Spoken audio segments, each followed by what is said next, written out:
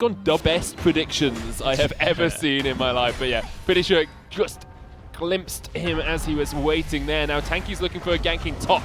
Yeah, this could be dangerous right now. That's going to be a double knock-up. Frayed bouncing up and down, but he gets a kill. Managing to trade that one. Tanky actually almost goes down as well. Double Dorans in the top lane.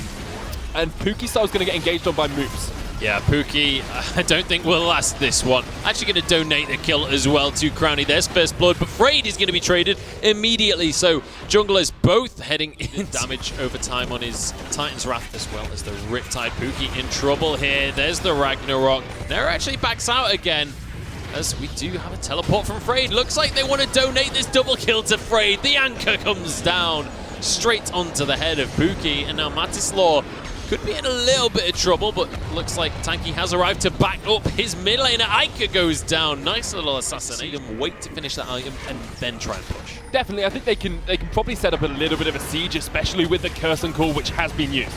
Yeah, Mystiques is in a lot of trouble. He's already dead. In fact, Nero traded 1-for-1 though, so an even trade for Bobaski.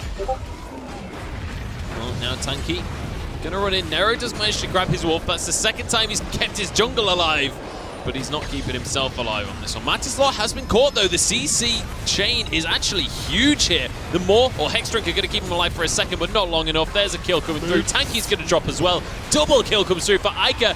Make that a triple. Ica, king of the early game right now, as Unknown finally trades one. Gets Crownie down, but will he actually be able to survive here? There's going to be a lot of CC about to land on him. The first chain locks him up. Then we're going to see Nautilus passive as well on top of everything else. Still half of his HP remaining, but it'll be slowly but surely chipped away here. And Ico with the unofficial quadra kill. 4 kills on there, LeBlanc, and they get a tower. And Nero having to Ragnarok, though, still goes down. Down for Bobaski now, but at least they managed to get a kill. Pookie, though, will be another kill if we could just find one more ability. He's on about 2 HP. Moops is not looking to let him get away. Dodge. Predicts the here for LDLC. That is substantial enough, especially when a lot of it's on LeBlanc. Yeah, Ica did just use his jump there, but Tanky not going to be able to get on top. Not very tanky at all, in fact, as Ica jumps in. He's looking for a little bit more damage.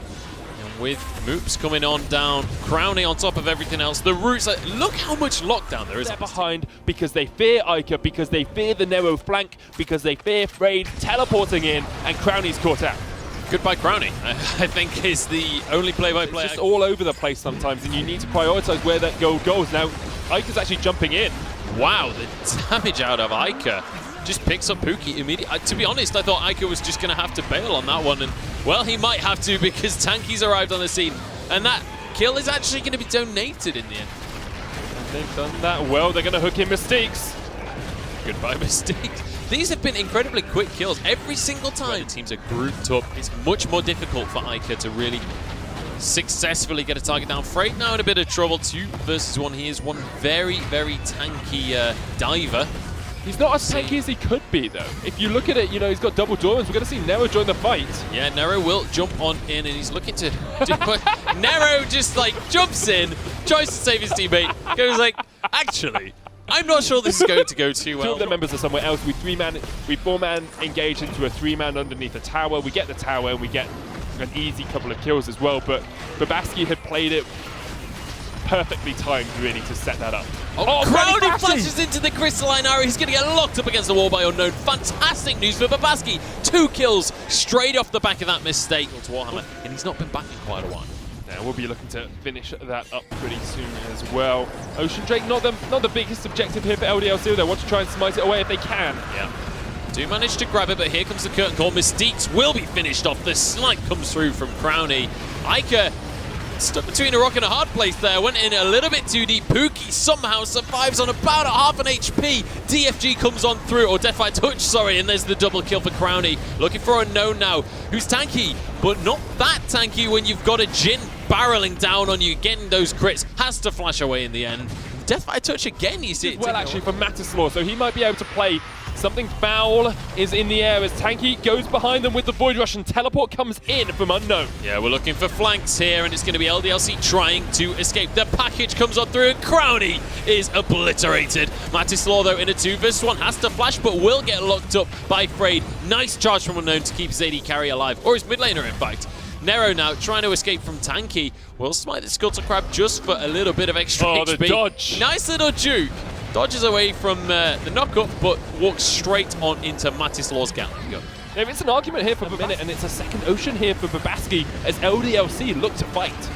Yeah, Kurt Cole once again. Every single fight we see this right at the start. It's the way to kick things off for the likes of LDLC. Dragon down to half HP. Tanky is going to be here as well as Nero. They're going to be in a smite war on this one. Tanky manages to get it in the end. Ica in the backline trying to do as much damage as he can. One goes down. There's the second for Crowny. Tanky, not tanky enough on this one. Unknown will get chained up as well as a double kill comes through for Crowny on the Jhin. Area of that red side jungle onto the backline carries, jumped away, escaped, distracted the whole team. They all turned around to try and face him. You even see Unknown jumping onto him with the charge as well, and they still weren't able to take him down. He did an amazing job, and the Baron will go over to LDLC. Yeah, valiant. Nautilus does the same in the bottom lane, and now you have the 3-man stack up towards the top side. Bobaski need to make a call quickly. Yeah, I think this is the best 1-3-1 pressure we've seen in the tournament so far. We've yet to see a team really utilize the Baron like this and force all 3 lanes simultaneously, and Bobaski, they don't know what to do about it. Part of the reason they can do this, of course, is the LeBlanc, who's just able to jump so far around the map so quickly. Look at that. Doesn't matter if 2 people focus her. If that was a Syndra, she'd be dead. The LeBlanc escapes quickly, double distorts away, and now we see the mid lane tower falling, still Frayed pushing in the bottom lane. Mantrid Inspire heal by LDLC, just trying to get that last LDLC decide not to engage, but here comes Matislaw. Matislaw's engaging. Crowny goes down already. Great stuff by Bobaski. They've kept their inhibitors alive at least for now. Can they? Dreams of inability to be killed by the enemy team. Pukisal caught out here by the Curtain Call. Oh, almost all 4 hit, but Mystique's tanks the last shot, and Nero immediately finishes him off. Pookie now will be finished off by Ica, and that is that damage we've been talking about from the LeBlanc. Chains don't quite connect onto Tanky, who walks away, but this is going to be the first inhibitor of the game. This spells disaster for Bobaski because DLC have already finished all of the inhibitor towers. I feel like it's the first of 3 just on this push, in all honesty. LDLC can just go around each one. They've already got the towers down, and it's very difficult for Bobaski to find any way to defend this. Frayed doesn't care. He's just going to stand there as the front line, do whatever he wants to Bobaski, and allow LDLC just to take the final inhibitor of this push. Yeah, I like this from LDLC. They kind of semi-commit to that fight there just to force those 3 members away. Elder Drake steal, but LDLC aren't even going to start it. They're just looking for the fight. Hook doesn't quite land to start with. Unknown and Tanky both able to soak up a lot of damage for the rest of the team. Redemption is going to do a cheeky bit of damage to them, but nothing crazy. Ica on the sidelines here, looking for an opportunity to get in, but this is what I was talking about. It's hard. Crowny, though, is on this front line, and he's beaten through the tanks. There's a double kill for the Jhin. He's looking for a 3rd as well. It's going to go the way of Moops. Unknown now. He's Tanky. He will be able to run away with his life off the back of a flash, but Ica is not looking to let him walk away for free. Ignite doesn't quite finish him off.